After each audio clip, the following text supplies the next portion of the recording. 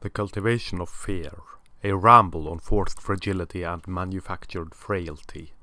I am your host, Maria Legier, always and ever realizing that the future ain't what it used to be. In some strange past, I struggled with severe anxiety. It seems centuries ago now, looking at it with the beautiful lenses of hindsight. Understanding this type of anxiety is not easy. It should be experienced in order to understand it. Imagine being in a constant state of fight or flight, a body and a mind constantly tense, clockwork all wound up ready to spring into action, or retreat from action, sensing danger around every corner and in every shadow.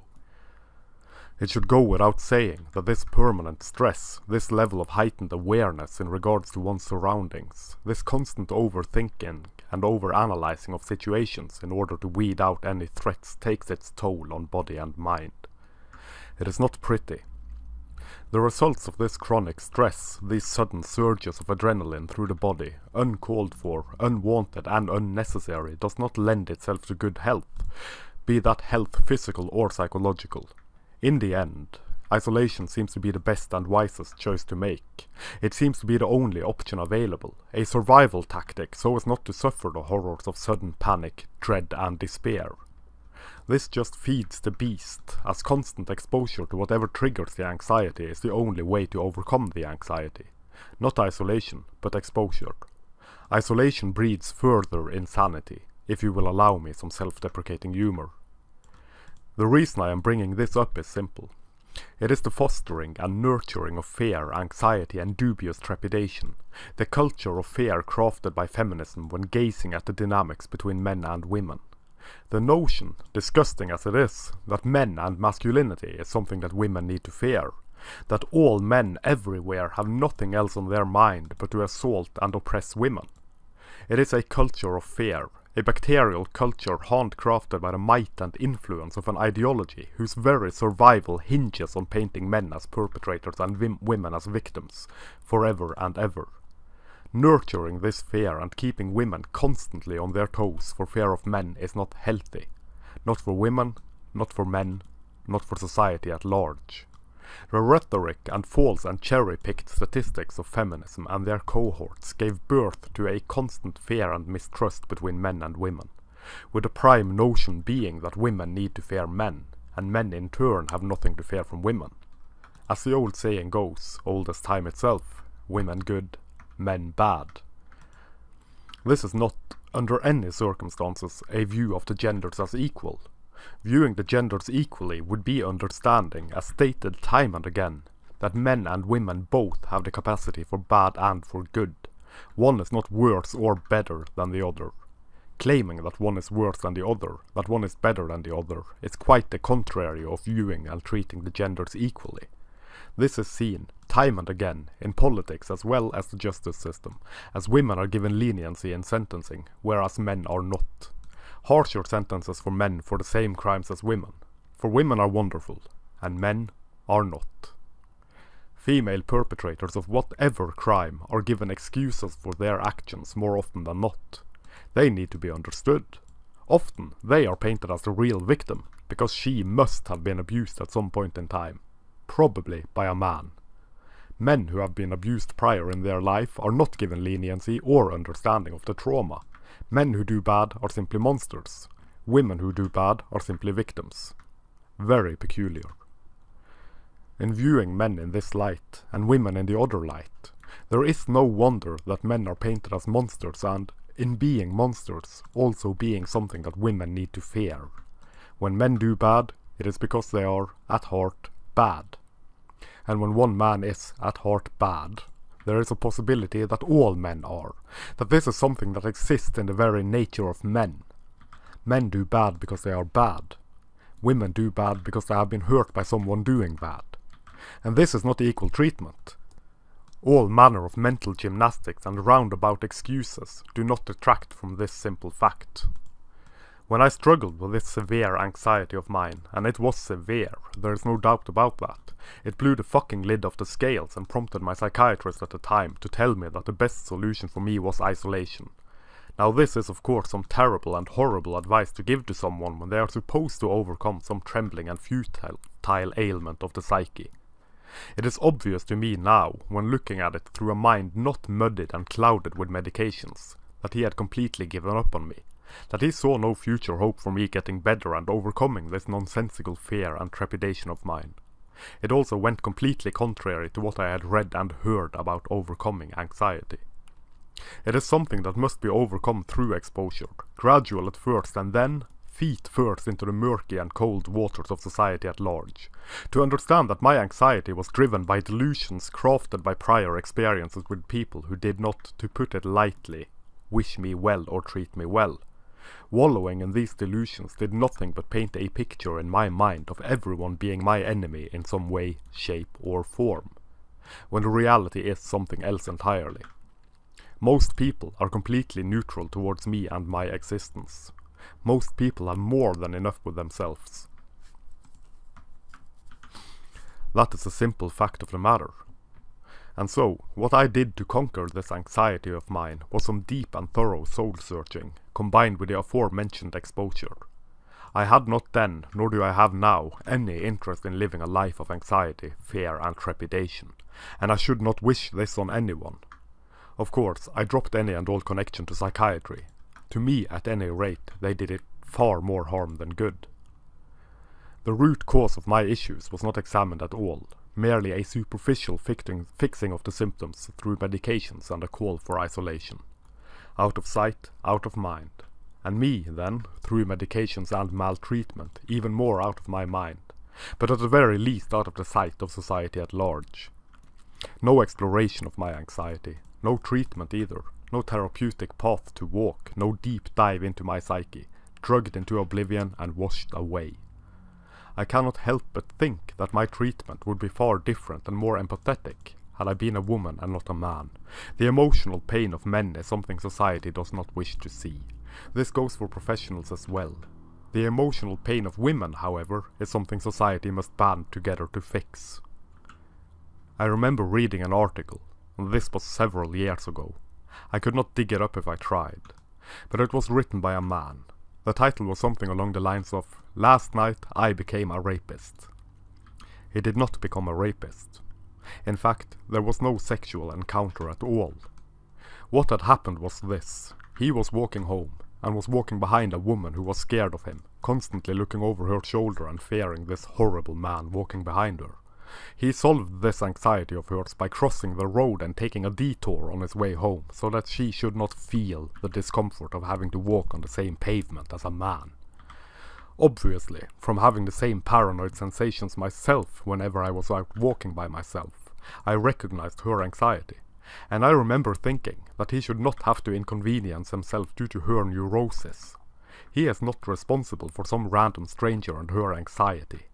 Had he just kept walking behind her, she could perhaps have learned something from the experience. She could have learned that not every single man out there is out to get her. She might have overcome some of the anxiety.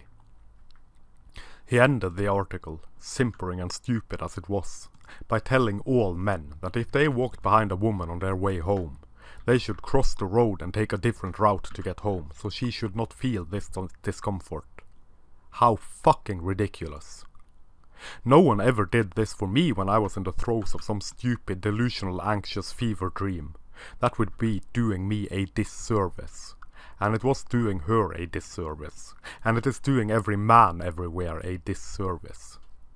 Go out of your way, men, to make the burden of walking home easier on women, lessening her neurosis for about 2 seconds.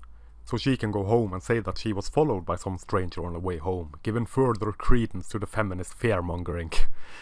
I am saying this only partly in jest. You have to make it harder on yourself, of course, as you have to take a detour, then despair for being born a man and thusly the object of scorn and fear from women, who of course happen to be your superiors in every way, shape and form. What horrible objectification of men this is, viewing us as nothing but objects of terror and violence and primal sexual urges. Gaze upon the privilege granted us by being born men, The righteous privilege of being feared and shunned and scorned and ridiculed and demanded to sacrifice so that someone whom we have no ill intent towards shall feel safe, based on her own neurotic delusions born from paranoid dementia and feminist rhetoric. It is even more strange when considering the simple fact that men are far more likely to be the victims of violent assault from strangers than women are or ever will be. This does not matter, of course, as we have been spoon-fed this silly lie that women are victims of violent men far more than men are. That men have nothing to fear, whereas women have all to fear. When a man attacks a woman, it is because he hates women. This is not taken into consider whether or not he has assaulted more men previously, as is very likely. Men who experience violence is par for the course, commonplace and something that is expected. Most every man will, at some point in their lives, experience violence. Usually from other men, this is true. I fail to see why this should matter though. It only matters when one views the genders as being at war with one another. When men and women are on opposing teams, any violence done towards a woman by a man is an act of war, done because she is a woman and not for any other reason. In painting masculinity as toxic, any violence done upon a man by another man is further proof of the degeneracy of the opposing side. The language of feminism is a language of war rhetoric. This side is degenerate scum. This side is pure and clean and just. Women need not change the way they think. They need not become braver. They are free to wallow in their misery, their anxiety and their dread and mistrust of all men. Men must change the way they behave, even when it is a tiny minority of men doing bad. All men must rethink their lives and take collective responsibility for the actions of a few bad men. I fail to see how this is any different than claiming that the Jews have poisoned the well. Women, whether as a group or as individuals, need not change a thing about themselves. The messengers of feminism have ridden into the town square and read aloud a statement from the Queen, proclaiming all women everywhere to be perfect just the way they are. No faults, no flaws, no nothing. And everything they feel is true, no matter if it is true or not. No matter if it is factual or not. There is no objective fact. All is based on subjective feeling, if you happen to be a woman. The experiences of men need not apply, nor do the facts of the matter. Fostering powerless women is the bread and butter of feminism, and so is forcing men to submit to the delusions of neurotic women instead of having these women face up to, understand and overcome this neuroticism of theirs. This neuroticism, this tactical usage of frailty and weakness and anxious trepidation is nothing but emotional manipulation. When you see women in positions of leadership, politicians, pretending to shake in their boots and in their knickers for some passing joke made by some passing man several months ago, it begs the question as to why anyone so frail and weak should be in that position to begin with. One should think that anyone in a position of leadership, be they male or female, ought to be strong enough to withstand the storm. Of course not. Not when they happen to be a woman, whose frailty and weakness and fear and anxiety is nothing but a bargaining chip, a methodical manipulation of our emotions to feel pity for her, and as a result of this barge into her defense, preferably with votes or through her GoFundMe account. I should not think it too harsh a trespass on reason to actually want the leaders of a nation to be strong enough to handle a passing joke or comment without breaking down emotionally, without crying crocodile tears and telling everyone around them how pitiful they are, and how much we must pity them for having to deal with the brutish nature of these horrid men. The strength of these women are their facade of weakness. Being powerless, or rather portraying herself as being powerless, means men barge in to protect and to provide, to save her from the horrors of being a woman in a male-dominated field. Whatever the hell that means. It is this stupidity, this nonsense once again, this ridiculous fuckwittery of the genders being at war instead of in a state of cooperation. It bothers me more than it probably should, or as my wife is wont to say, it should probably bother me way more than it does. Alas no. Having strong and powerful leaders, that is not the beat of the funeral drum to which we march. We march beneath the banner of forced female fragility to the tranquil rhythm of weaponized fear.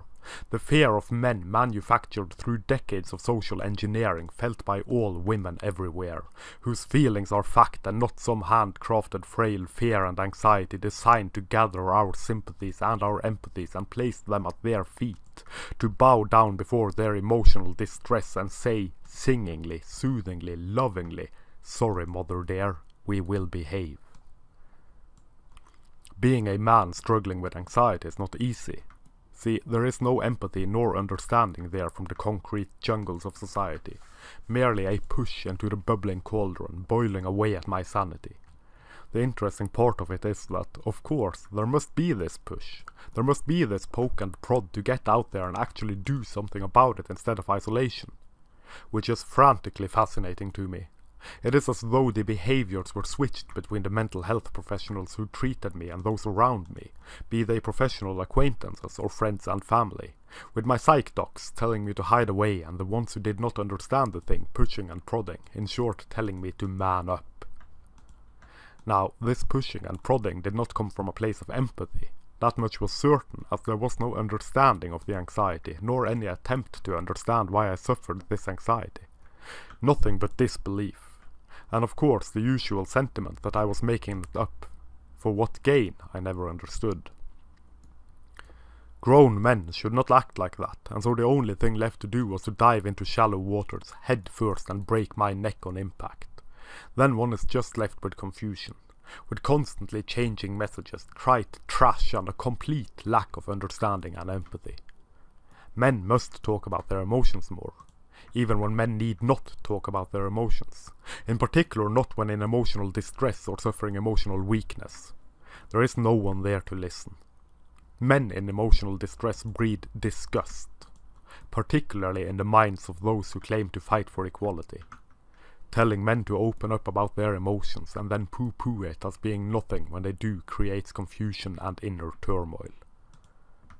What the old "men need to be more emotional" actually mean is for men to listen more to the emotions of women, and speak of their emotions only in a manner deemed suitable by feminism, which translates to admitting to their male privilege and toxic masculinity, that all the emotional distress a man may feel is born from him being a man, and nothing more.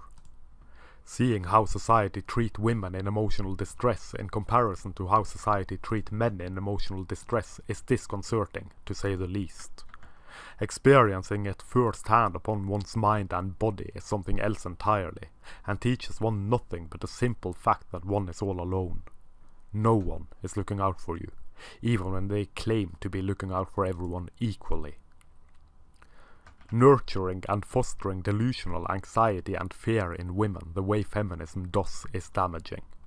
Creating this mirage, casting this holographic picture over all of society that what any woman may feel is real, no matter the facts and the reality of the situation, is severely damaging. It is also incredibly dangerous to all but feminism, who thrive on female victimhood and see no qualms in manufacturing this fear, these delusional anxieties, and holding them up, waving in the wind, as some sort of strength in women instead of it being a weakness, as some manner of fact instead of delusion. Trembling in anxiety for someone telling a joke is not being strong. It is being severely weak, as well as lacking in humor and understanding of humor. Of course, they paint it as strengthened by the woman withstanding the horrors of man-joking, man-spreading, mansplaining, man-slamming, man-interrupting, man-existing, or whatever. Then she gathers empathy and understanding by the bucket load, further creating a wall between them and any criticism they may encounter by painting any and all criticism as an attack on all women everywhere, and playing on the gynocentric nature of us all in order to build human shields around themselves so they are free to say and to do and to spew whatever abject hatred they wish without facing any repercussions for their actions. Kill all men. Men are trash, and so forth, and so on. All this while trembling in forced fear and fragility, whilst screaming strength and powerful resistance to misogyny and the patriarchy, demanding protection and pampering from the patriarchy by the forces of patriarchal evil, for they are so strong, so powerful, so fantastic in their strength and endurance, that they are too frail and weak to handle criticism without yelling and screaming about male chauvinism and a society that absolutely hates women, despite treating men like second-class citizens, ordered to go out of their way to better the existence of women and women only. So incredibly oppressed by the man that all of society only listen to feminism and women on issues having to do with sex and with gender. So oppressed by the evils that men do that they are in complete control of all our institutions. So oppressed, in fact, that merely a trembling finger in the direction of a conference on men's issues is enough to shut it down for the controversy of the thing. Strange that, in this society in which men have all the power and all the privilege, whereas women and feminism hold no power and no privilege, the mere trembled mutter from the quivering lips of a feminist is enough to close down conferences on issues affecting men due to controversy, or fear of controversy. How many hoops does one have to jump through in order to pretend that men are the privileged ones, when discussion of men's issues not seen through the wrinkled binocular lenses of feminism are deemed controversial? One should think that it would be the other way around, were the rhetoric of feminism based on truth and not lies. Feminism have told women that they must fear all men. Creating a hostile world for men is not a problem whatsoever, because that would be equality. That is the pinnacle of feminism, the perplexing wonder of its beacon, its shining light, its lonely kitten wail into the night beneath the twinkling stars of ill intent. To create, to manufacture, to nurture and make bloom a constant fear and distrust of men in the hearts and minds of women, telling them that they are children in need of constant supervision, that the state need to step in and remove responsibilities from their shoulders and place ever more on the shoulders of men, and supervise constantly all doings, all goings, all lives, be they private or public. The personal must be political. The political must be personal. Such a frightening thing to see happen. Weaponized female fragility to allow the state to meddle ever more in our lives and affairs. As long as women are kept safe. As long as men don't matter. And we cope with it. And we accept it. And we bite the bullet, time and again. And we put up with it. And we lay our lives and our mental health on the line. Over and over again. For the safety, the benefit, the protection of women, all the while these same women shout at us to do more, that we are dangerous, that we are a material manifestation of the wickedness of the world, that we need to disregard our own safety and our own needs so that the safety of women and the needs of women be met. By our hands, the world shall be saved from us. We do not need to talk about our issues. Because we have no issues, we have no problems, we have no societal ills eating at us, picking at us, devouring us bit by bit by bit by bit, day by day. For all their impotent raving about toxic masculinity, the forces of feminism are sure as all hell good at telling men to man up. If you give them an inch, they will take a mile, and then they complain that they never receive anything. And they twist and they turn and they spin on the truth until truth means nothing and facts are nowhere to be found and all is a confusing mess.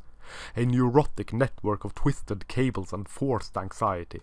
A culture of fear handcrafted by ideologues whose collapsing sanity and frail weakness is painted as sanity, is painted as strength and as truth and as beauty. Look at this weak-willed woman, how strong she is. Look at this weak-willed man, how pathetic he is. On and on it goes. The circle has no end and no beginning. It just goes on and on forever. Unless it is broken. And it can only be broken by not playing this game, not partaking in this ridiculous clown world reality of ours, where weakness is strength, up is down is up, strength is weakness, masculinity is toxic, even when masculinity is called forth to save the poor women who can never be toxic, unless influenced by some man more powerful than she is. Weak as she is, weak at the knees. Let us all fall down on our knees and weep and tremble in fragile fear together.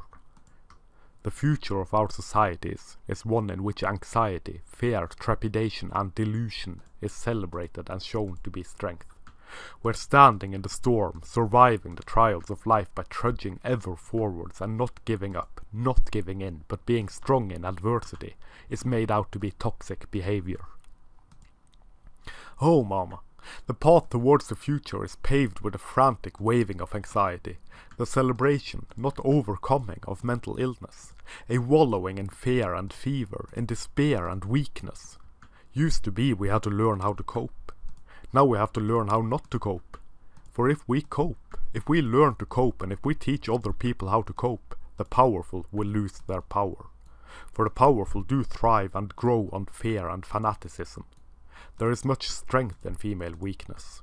The sight of a woman in distress sends any man into protect mode, running on overtime, and he will do whatever he can to save her from whatever imagined ill she is laboring beneath. And the feminist hive mind know this. Even when they paint men as the enemy. They know that men will do whatever they can in order to ease the suffering of a woman, and they play and they prey upon this exact thing, upon this drive in men. Too bad that so many of us are beginning to see this for what it is. Too bad that more and more are waking up to this fact, even if it is slow going, even if it takes forever. Even if it will take an entire generation to undo the societal damage done by feminism, whose roar and screech and weaponized fear and weakness created a generation of perpetual victims incapable of looking at themselves, incapable of thinking inwards, incapable of doing anything but perpetuate the constant war, keeping the narrative going of men as the forces of evil and women as the forces of good. We have always been at war with Eurasia. War is peace. Freedom is slavery. Ignorance is strength. The stability of feminism and their stranglehold on everything rely on keeping the status quo up and running. The view of men as eternal victimizers, strong and able and powerful, and women as perpetual victims, frail and weak and powerless. There has to be a war between the genders. Otherwise, what is the point of feminism?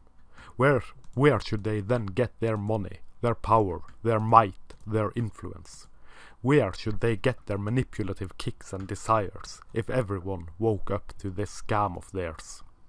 Just keep painting women as wonderful victims then, and claim this to be strength.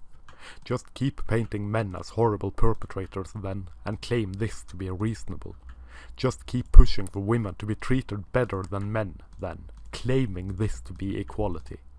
Just keep telling the same old story, demonizing men and masculinity, sanctifying women and femininity, labeling it equal treatment. Then wait. Then look.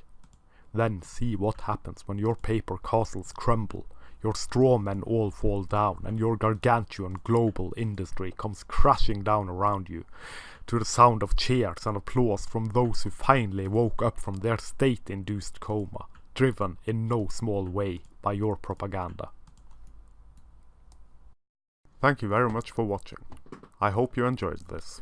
Please consider sharing, liking and clicking on the notification bell. That would help the channel grow and the message be spread. Also, please take a look at the links down below.